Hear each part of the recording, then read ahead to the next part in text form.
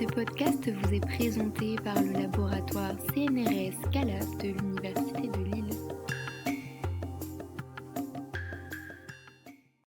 Bonjour à toutes et à tous et bienvenue dans un nouvel épisode du podcast Scalaboscope proposé par le laboratoire Scalab CNRS et l'Université de Lille. Aujourd'hui, nous accueillons Lucie Langlard, nouvellement docteure en psychologie, qui va nous faire découvrir notamment la notion d'espace péripersonnel et d'ownership. Bonjour Lucie. Bonjour. Comment tu vas ? Ça va, merci. Alors pour commencer, est-ce que tu pourrais te présenter en quelques mots pour nos auditeurs et auditrices ? Alors, je m'appelle Lucie Langlard, j'ai récemment fini mon doctorat au laboratoire Scalab dans l'équipe AVA. J'ai fait ce doctorat sous la direction de Yann Coelho et la co-direction de Clémence Roger et d'Adriana Sampaio, qui est professeure à l'université de Minho au Portugal. Donc j'ai fait ma thèse directement après un parcours de master PPNSA, toujours à l'université de Lille, avec une petite partie à Naples, qui est en fait un master européen qui forme à la fois à la neuropsychologie clinique et aussi à la recherche. Ok, super. Alors on est ici pour parler recherche. Est-ce que tu pourrais nous expliquer ce qui t'a donné envie de te lancer dans cette aventure scientifique qu'est la thèse ? Alors ça remonte un peu, puisque depuis que je suis petite, en fait, c'est ce que je veux faire, devenir chercheuse. J'aimais bien comprendre comment fonctionnaient les choses en général. Et c'est une idée qui m'est restée derrière la tête un peu pendant que je grandissais. Et quand je suis entrée en psycho, j'aimais bien la neuropsychologie clinique, mais j'aimais aussi la recherche. Et en fait, j'ai fait un peu des deux tout au long de mon parcours. Voilà, donc j'ai fait quelques stages cliniques, quelques stages recherche. Et à la fin de mon master, j'ai obtenu le titre de psychologue, mais j'ai quand même décidé de m'orienter vers la recherche parce que je pensais que c'était ce qui me plairait le plus à long terme, tout simplement. Mm-hmm. Et donc du coup, tu as soutenu ta thèse le 3 octobre dernier. Son titre exact est donc Interaction entre ownership et espace péripersonnel, preuve comportementale neurophysiologique et en neuroimagerie. Félicitations. Est-ce que tu peux nous expliquer en détail ce qui se cache derrière ce titre ? Oui, alors en tant qu'être humain, on interagit en permanence avec notre environnement, avec le monde extérieur. Et spécifiquement avec des objets, par exemple avec notre téléphone, avec des tasses, avec plein de choses. Et pour interagir, il faut que ces objets soient proches de nous, qu'on puisse les atteindre. Et cette zone d'interaction privilégiée, elle va correspondre à ce qu'on appelle l'espace péripersonnel. Donc ça, c'est pas un construit qui est complètement arbitraire, cet espace. Ça va être vraiment quelque chose qui a une multitude de caractéristiques spécifiques. Mais dans le cadre de ma thèse, on la définit spécifiquement comme la région de l'espace qui entoure notre corps et où une action est possible. Si je reformule, ça veut dire que cet espace péripersonnel, il va servir d'interface entre notre corps et l'environnement extérieur, et ça va nous servir à préparer et faciliter les actions vers les objets qui sont à notre portée de main. Ça va se faire via un recrutement de mécanismes sensorimoteurs qui sont associés à des réseaux cérébraux spécifiques, comme si en fait notre corps il allait directement se préparer à interagir avec les objets qui sont dans cet espace péripersonnel. Donc du coup, si je reformule un petit peu, quand tu dis sensorimoteur, c'est-à-dire que on va venir utiliser finalement l'information sensorielle de notre environnement pour effectuer une action. Oui, effectivement, ça va être tout ce qui va lier la perception et l'action. Mm-hmm. Alors par contre, cette définition de l'espace péripersonnel et du traitement qui s'y passe, elle est théorique, elle est valable en contexte expérimental, mais dans la vie quotidienne, les objets qui sont dans notre espace péripersonnel spécifiquement, ils ne sont pas tous les mêmes, ils n'ont pas tous la même valeur et ils n'ont pas tous la même importance pour nous. Par exemple, dans mon espace péripersonnel, je peux avoir un objet qui m'appartient, mais je peux avoir aussi un objet qui appartient à quelqu'un d'autre, un ami ou un complet inconnu, et du coup, évidemment, il ne va pas avoir du tout la même valeur pour moi, cet objet. Du coup, ici, je réfère à ce qu'on appelle la notion d'ownership. En français, on dit parfois aussi la propriété des objets. Et ça va refléter le fait qu'un objet, ça m'appartient ou appartient à quelqu'un d'autre. Cet ownership, il va aussi modifier la façon dont je vais interagir avec les objets, donc notre mouvement, comment on le performe, la vitesse avec laquelle on le réalise, etc. Et ça peut aussi modifier profondément la manière dont notre cerveau traite l'objet en lui-même. Donc ma recherche, elle s'intéressait précisément en fait à cette interaction entre espace péripersonnel et ownership.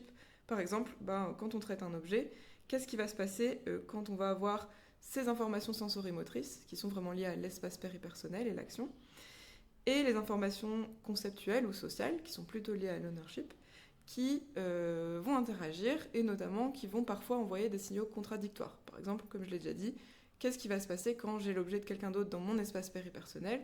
Est-ce que mon cerveau va le traiter comme atteignable ou pas? Et voilà, quels mécanismes vont se mettre en place pour pouvoir interagir efficacement avec ces objets?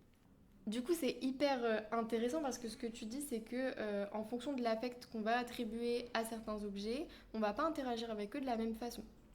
Ouais, alors l'ownership, c'est ça. En fait, il y a plusieurs facettes, hein. Ça peut être de l'affect, comme tu viens de le dire. Il y a toute une partie de la littérature sur ça. Par exemple, nos objets, généralement, ils marquent notre identité, on les aime plus, on les value plus.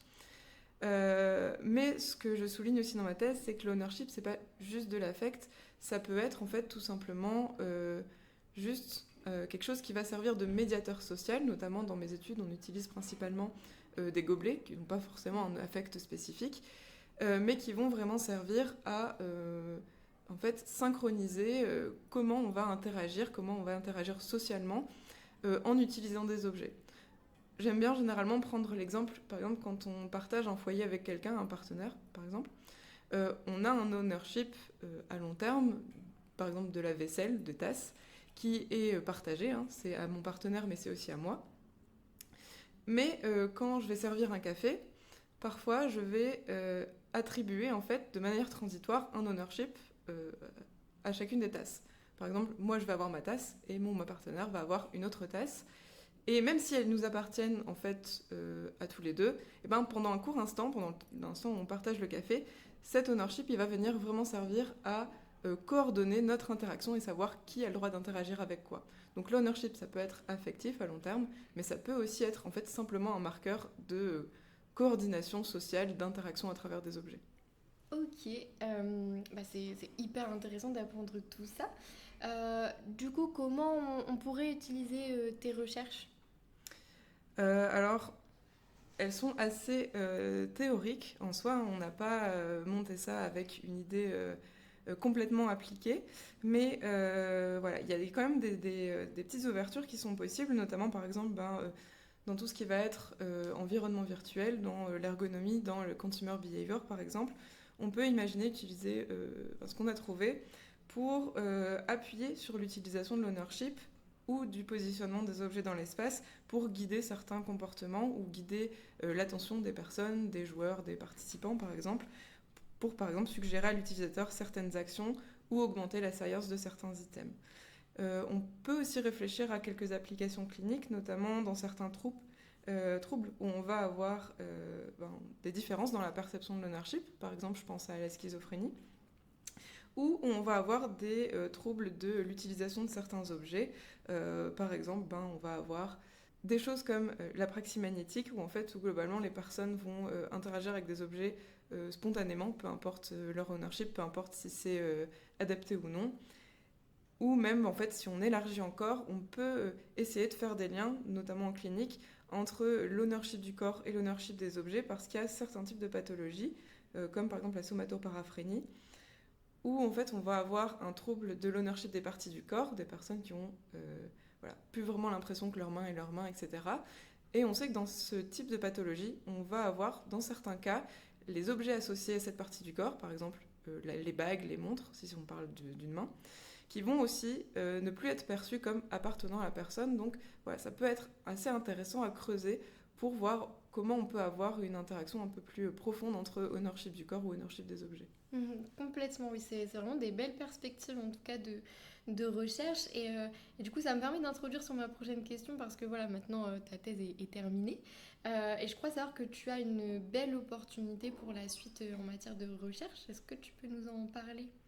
Ouais, alors justement j'ai parlé d'ownership du corps et on va s'en rapprocher complètement parce que j'ai eu la chance d'avoir un postdoc du coup en Suède à l'Institut Karolinska dans l'équipe du professeur Ersson où je vais commencer à étudier, du coup, m'éloigner un peu de l'ownership des objets pour commencer à étudier plutôt tout ce qui est thématique autour de l'ownership corporel.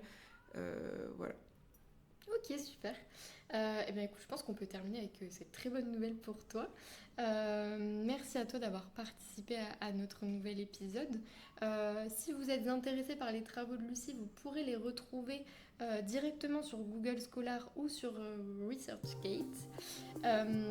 Et puis, on te souhaite plein de belles choses pour la suite. Merci. À bientôt pour un prochain épisode.